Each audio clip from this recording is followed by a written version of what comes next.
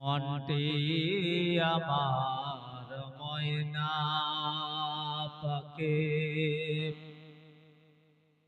মনটি আমার ময়না পাখি, খাজায় আরাইনা বারে বারে যাই চলে মন সোনার ওই মদিনা। সামনে আমার আরব সাগর কেমন হবে পার, সামনে আমার আরব সাগর কেমন হবে পার, পাখির মতো থাকতো যদি ডানার উপর তাই তো বলি ওরে মন, তাই তো বলি ওরে মন, আর দেখা কি আর হবে না, বারে বারে যায় চলে মন সোনার ওই মদিনায়। আল্লাহুম্মা মাওলানা মুহাম্মদ ওয়ালা আলে মাওলানা মুহাম্মদ। বন্ধু আমার বাবাজি, আমার মুসলমান ওগো, আমার সুন্নি তরুণ যুবক ভাইরা গো, আমার আল্লাহ পাক আল্লাহ তাআলা নবীকে আপনার পরীক্ষা করে দেখেছেন, গাউস কুতুবকে পরীক্ষা করে দেখেছেন। আল্লাহ পাক আল্লাহ তাআলা আজ আপনাকে আমাকে যদি আপনার পরীক্ষা করে দেখেন, যদি আপনার ছোটখাটো পালা হয়, অসুখ হয়, আমরা কিন্তু আপনার সহ্য করতে পারি না। কিন্তু বন্ধু আমার ভাইরা গো, ও আমার মহান স্রষ্টা আমার নবীগণকে আপনার যেন এমন পালা দিয়েছেন, এমন আপনার অসুখ দিয়ে পরীক্ষা করে দিয়েছেন। আল্লাহ পাক নবীকে আপনার ইমতিহান করে দেখেছেন যে আমার নবীকে আমি পরীক্ষা করে দেখি যে আমার নবী আপনার এই কাজ করতে পারে কি পারে না। আমি আল্লাহ আমার নবীকে আপনার এই পালা দেব, তবু দেখি আমার নবী আমাকে ভুলে যাচ্ছে কি আপনার স্মরণ করে দেখব। আল্লাহ আমার পরীক্ষা করে দেখেন। অনুরূপ মানুষকে আমাদেরকেও আল্লাহ পাক পরীক্ষা করে দেখেন। কিন্তু আমাদের দেখা যায় ছোটখাটো যদি অসুখ হয়, বালা হয়, আমরা কিন্তু বেরাদার ঠিকভাবে আমরা কিন্তু আল্লাহর কাছে আমরা সবুর করতে পারি না। কিন্তু সবুর কারিকা আল্লাহ পাক এত পছন্দ করেন, ভালোবাসেন, যার জন্য আল্লাহ পাক আল্লাহ তাআলা পবিত্র গ্রন্থ কোরআন মাজিদের মধ্যে ঘোষণা করেছেন, ইন্নাল্লাহা মা'আস সাবিরিন। যে ব্যক্তি সবুর করবে, মহান স্রষ্টা মহান আল্লাহ আমার ওই ব্যক্তিকে সবরের মায়া ফল দিবে। বলেন সুবহানাল্লাহ। এ বাবা, শুধু তাই নাই বেরাদার, আল্লাহ পাক আল্লাহ তাআলা হযরত আইয়ুব নবীকে আপনার শুনেছেন। আইয়ুব নবীর আপনার ঘটনা, হযরত আইয়ুব নবীকে আপনার আল্লাহ পাক মাথা থেকে পা পর্যন্ত এমন আপনার অসুখ দিয়েছিলেন, মাথা থেকে পা পর্যন্ত শরীর পুরো শরীরে ঘা হয়ে গেছিল। যে ঘায়ে বাবা আপনার এমন ঘা হয়েছিল যে গোটা শরীর যেন আপনার পৌঁছতে পৌঁছতে যা শরীরে আপনার ঘায়ে যেন আপনার পোকা হয়ে গেছিল। বলুন সুবহানাল্লাহ। গোটা শরীরে ঘা, সমস্ত শরীরে যখন আপনার পোকা হয়ে গেছিল, হযরত আইয়ুব আলাইহিস সালামের ওই ঘায়ের পচা গন্ধতে যেন আপনার পাড়া প্রতিবাসী, গ্রামবাসী, মহল্লাবাসীরা পর্যন্ত তারা আপনার বিরক্ত বোধ হয়েছিল। এমনকি নিজের বিবি সাহাবাগণেরা, হযরত আইয়ুব আলাইহিস সালামের স্ত্রীগণেরা এক এক করে যেন আপনার ওই আয়ুব আলাইহিস সালামের খায়ের গন্ধতে বাবা যেন আপনার আয়ুব আলাইহিস সালামকে ফেলে রেখে আপনার যেন আপন আপন আপনার পালিয়ে গেছিল।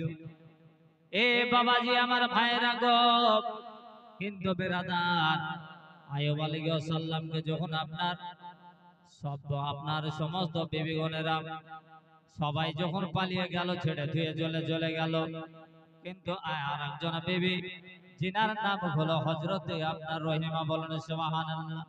ইনি এত সুন্দর ভাগ্যবতী আপনার বিবি রহিমা, উনি আপনার এত সুন্দর পূর্ণবতী যে আপনার রহিমা তিনার মনে এতই ধৈর্য দিয়েছিল, এতই যেন সৌর্য দিয়েছিল, এত গন্ধ স্বামীর আপনার শরীরে, গোটা শরীর আপনার ভাইয়ে গন্ধতে সবাই যেন আপনার আয়ুব আলাইহিস সালামের আরো আপনার স্ত্রী ছিল, তারা কিন্তু আপনার সবাই যেন আপনার চলে গেল, কিন্তু আয়ুব আলাইহিস সালামের আর একজন বিবি যিনার নাম হলো হযরতে রহিমা, ও স্বামীকে ছেড়ে যেন আপনার কোথাও আপনার যেতে চান না, বলুন সুবহানাল্লাহ।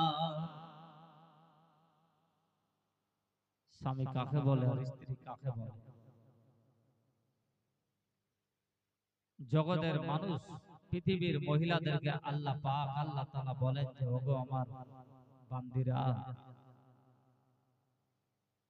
আমি আল্লাহ তোমাদের জান্নাত দিয়েছি স্বামীর পদতলে, বলেন সুবহানাল্লাহ। স্বামীর পদতলে, পায়ের তলাতে স্ত্রীর জান্নাত। কিন্তু জান্নাত কিভাবে পাওয়া যায়? জান্নাত কি অত সহজ? জান্নাত কি মুখের কথা?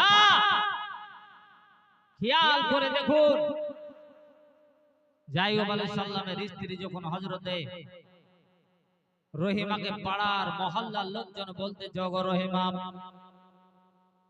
তোমার স্বামীকে অন্য কোথাও তুমি নিয়ে যাও, তোমার স্বামীকে অন্য কোনো আপনার জায়গা চলে যাও, নতবা আমরা তোমার স্বামীর যে আপনার শরীরের গন্ধতে যে আপনার ঘা হয়ে গেছে, পচে গেছে, সরে গেছে, এই আপনার খায়ের গন্ধতে আমরা কিন্তু মহল্লাবাসী আপনার থামতে পারছি না, অসুস্থ হয়ে যাচ্ছি।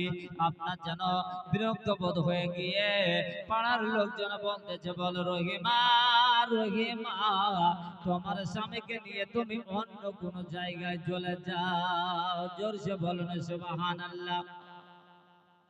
এ বাবা আমার বন্ধুরা গো, এমন তো অবস্থায় বেরাদার নিজের স্বামীকে আপনার হযরত রহিমা উনি যেন আপনার করলেন গে, লোকের যেন আপনার নালিশ পাওয়ার পরে লোকের যেন লোকজনের কথা শুনে স্বামীকে বললেন, বলে স্বামী গো, চলেন আমার সঙ্গে চলুন, আপনাকে আপনার অন্য জায়গা না আপনাকে নিয়ে যাব, বলে যেন স্বামীকে আপনার নিয়ে যে চলে গেলেন বাবা একটা যেন জঙ্গলে যাওয়ার পর ওই জঙ্গলের ভিতরে স্বামীকে রেখে এমন তো অবস্থায় রহিমা করলেন কি বাবা, জানো আপনার স্বামীর পেট ভরানোর জন্য, স্বামীর যেন প্রাণ বাঁচানোর জন্য, স্বামীকে আপনার যেন ভালোবেসে মোহাব্বত করে হযরত রহিমা স্বামীকে বলেন, স্বামী গো, আপনি এই জায়গাতে থাকুন, আপনার জন্য কিছু আমি খাবারের ব্যবস্থা করতে যাব।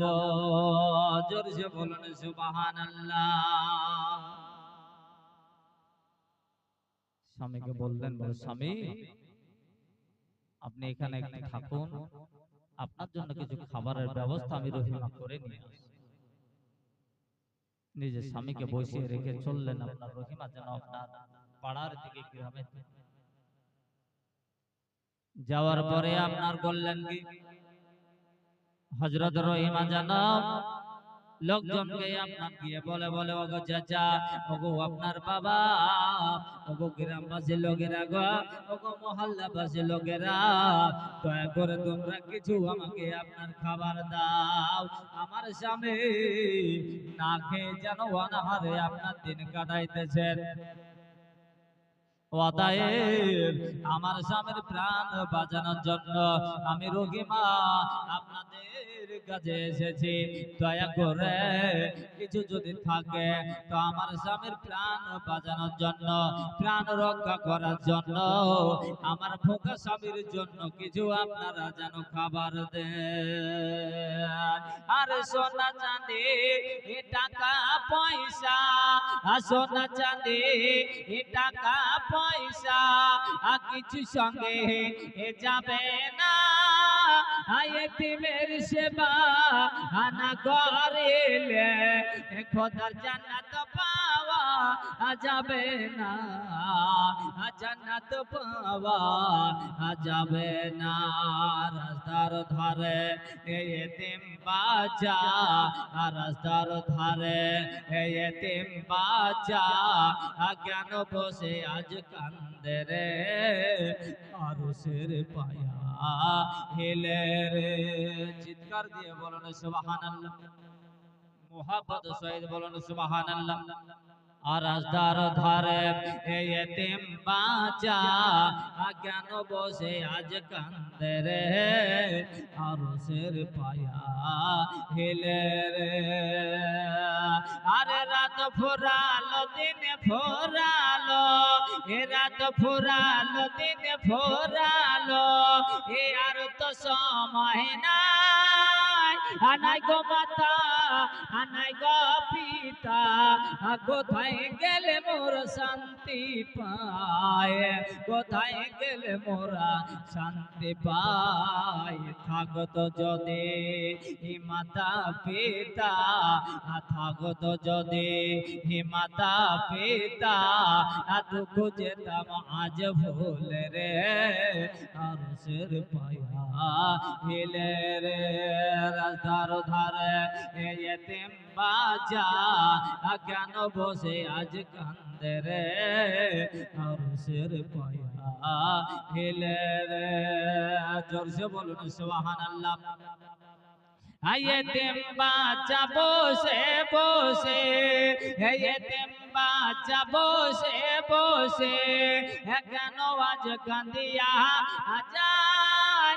খোদা তাআলা ডেকে তামাম ফেরেশতাদের তাই তো কয়, ফেরেশতাদের তাই তো কয়, তাড়াতাড়ি করে ওগো, তাড়াতাড়ি করে ওগো, নাও না তুলে আজ কোলে রে, আরশের পায়া হেলে রে। রাস্তার ধারে এতিম বাচ্চা কেন বসে আজ কান্দে রে, আরশের পায়া হেলে রে। জোরসে বলুন সুবহানাল্লাহ। বাবিজি, আমার বন্ধু, আমার ভাইরা, ওগো আমার সোনা মানিকেরা গো, এমন তো অবস্থায় জানো মহল্লাবাসীদেরকে ডাক দিয়ে বলতেছেন, আপনার গ্রামবাসীকে ডাক দিয়ে বলতেছেন, বলে ওগো আমার গ্রামবাসীর লোকেরা, ওগো আমার পাড়ার লোকেরা গো, আমার ভোকা স্বামীর জন্য আমাকে কিছু সহযোগিতা করো, কিছু খাবার দিন। এমন তো অবস্থা বাবা, লোকজন আপনার জানো কারো না কারো মনে যেন আপনার দয়া হয়, খাবারটা আপনার দেয়, আর ওই খাবারটা নিয়ে গিয়ে নিজের স্বামীর যেন আপনার মুখে আপনার খাবারটা দেয়, আহারটা আপনার তুলে দেয়। খাওয়ার পরে দেখা যায় প্রতিদিন এইভাবে দিন কাটে যায়, রাত্রে চলে যায়, যেতে যেতে যেতে যেতে যেতে বাবা গো, আল্লাহ পাকের এটাই হচ্ছে আপনার পরীক্ষা। মাবুদ গো,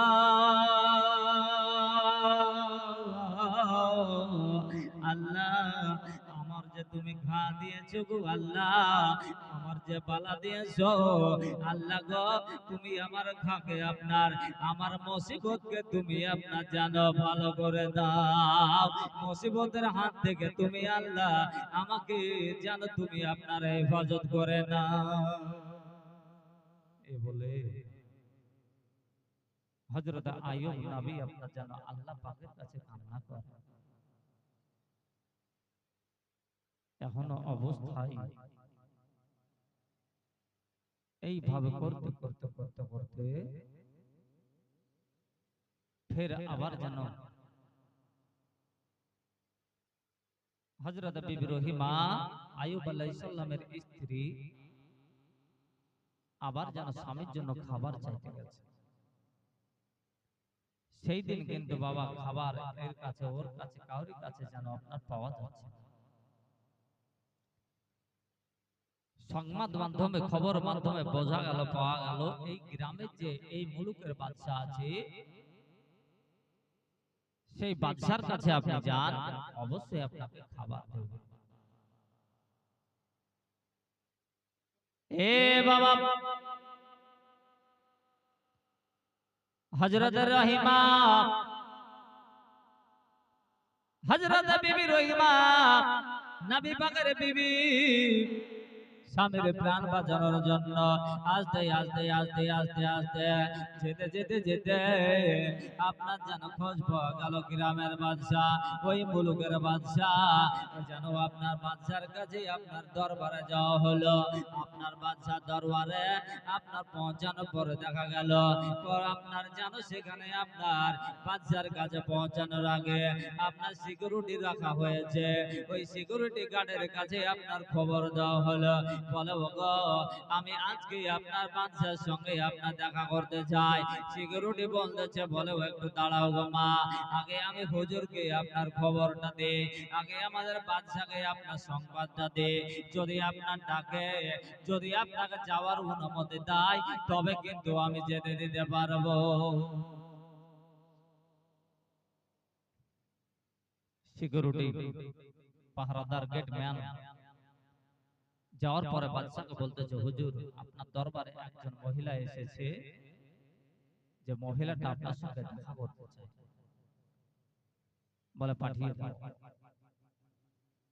এই দেখানে বাবা পাঠিয়ে দেওয়া হলো। হযরত রহিমা ওই বাদশার দরবারে বাদশার কাছে হাজির হলেন। বলে কি খবর, কি সমাচার? বলে বাদশা গো, হুজুর গো আপনার কাছে আপনার দ্বারে এসেছি গো হুজুর, দয়া করে আপনার কাছে আমি এসেছি, খালি হাত খানা ফিরাবেন না। হুজুর গো আপনার কাছে কিছু খাবার নেওয়ার জন্য এসেছি গো হুজুর, দয়া করে আপনি আমার স্বামীর প্রাণ বাঁচানোর জন্য আমার ভোগা স্বামীকে আজকের দিনটা আপনি কিছু আমাকে খাবার দেন। বাদশা বলতেছে, বলে ওগো রহিমা শোনো গো রহিমা, আমি তোমার কাছে একটা যেন কথা বলতে চাই। বলুন বাদশা কি বলবেন বলুন। বলে একটা তোমার কাছে আমি একটা জিনিস দাবি করব, যদি ওই জিনিসটা তুমি ইচ্ছা আপনার দিতে রাজি হও, যদি সেই জিনিসটা দেওয়ার জন্য যদি অনুমতি দাও, ওই জিনিসটা যদি তুমি আমাকে দাও গো, আমি তাহলে তার বিনিময়ে তোমার খাবার দেব।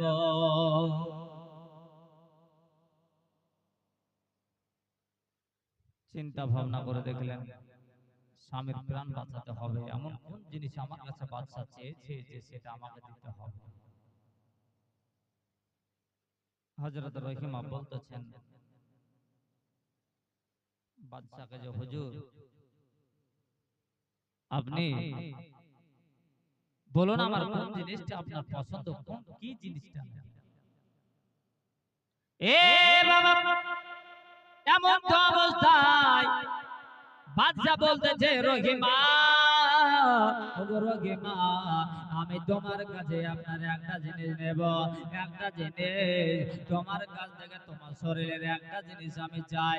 ওই জিনিসটা যদি তুমি দিতে ইচ্ছুক হও, আমি তার বিনিময়ে তোমার স্বামীর জন্য খাবার দেব। বলো না হুজুর কোন জিনিসটা আপনার চাইবেন। আজকে স্বামীর জন্য যদি আমার জানটা আপনার জান দিয়ে দেব, আমার স্বামীর প্রাণ বাঁচানোর জন্য যদি আপনি আমার প্রাণটাকে আপনি জান তো প্রাণ বের করে দিয়ে দেব। বলেন হুজুর কোন জিনিসটা আপনি নেবেন গো, যার বিনিময়ে আপনি তাড়াতাড়ি করে কিছু খাবার দেন? বাদশা বলছে রহিমা, রহিমা গো, আমি তোমার মাথার যে আপনার কেশ, মাথার যে তোমার চুল, ওই মাথার তোমার চুল আপনার চুলগুলো নেব, তোমার মাথার কেশগুলো নেব। আমার তোমার শরীরের মধ্যে আমার সবচেয়ে থেকে আমার চোখে বড় পছন্দনীয় জিনিস হয়েছে যে তোমার শরীরের মধ্যে সব থেকে আমার কাছে তোমার দামি জিনিস হলো তোমার মাথার চুল। তোমার মাথার চুল যদি দিতে রাজি হও তাহলে আমি তোমার স্বামীর জন্য আপনার খাবার দেব। আল্লাহ আল্লাহ আল্লাহ গো, আল্লাহ আমার কাছে বাচ্চা চুল চেয়েছে, আল্লাহ গো আমি এটাই রাজি হয়ে গেলাম গো আল্লাহ।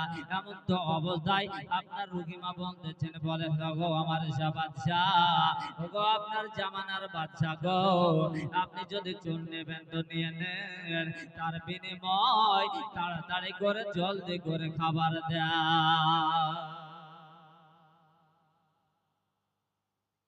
মাথাটাকে নাড়া করে পুরো চুলগুলোকে আপনার কেটে নেওয়া, নেন আপনি চুল নিয়ে বিনিময় খাবার দেন।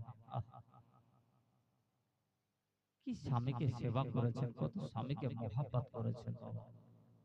আর আজকে আপনার আমার ঘরের বউ, আজ আপনার আমার ঘরের বেটি, মায়েরা বোনেরা, স্বামী যদি বলে একটু পানি দাও তো বলবেন গ্লাস নাওয়া ঢেলে খাও। এ বাবা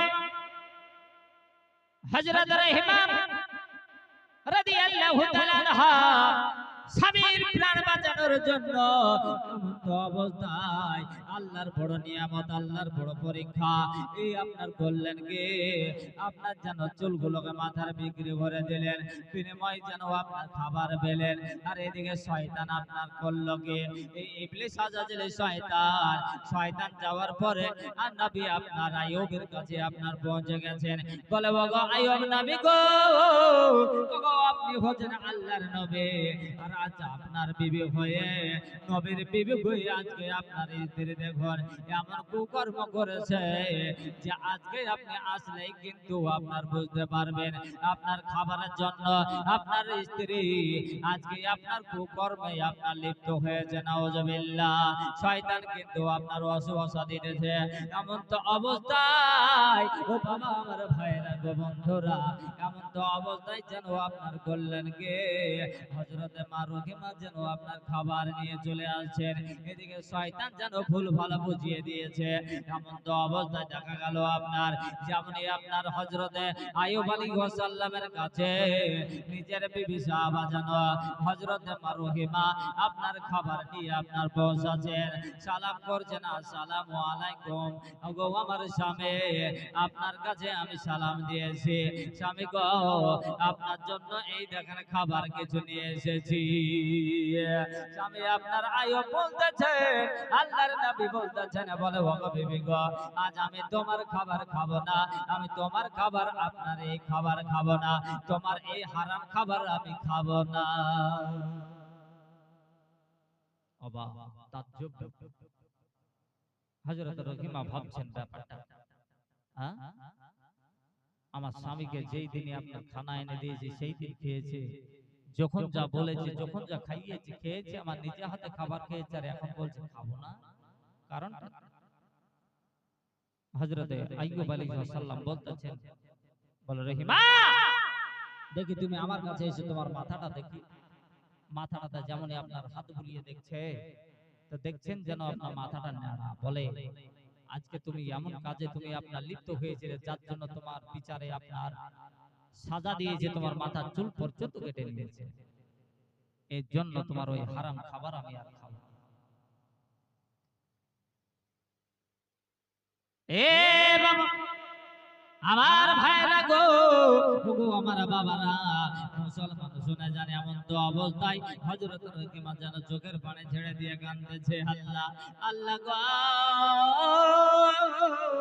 ওগো আমার মাবুদ আল্লাহ, এটা আমার জন্য কেমন হয়ে গেল বল, যে স্বামীর জন্য এত বড় কষ্ট করে আমি খাবার নিয়ে আসি, আজ আমার স্বামী ভুল বুঝে নিয়েছে, আল্লাহ গো সঠিকটা বোঝার তুমি আপনার তৌফিক দাও গো আল্লাহ, সঠিকটা জানার তুমি যেন আল্লাহ হুকুম দাও গো আল্লাহ।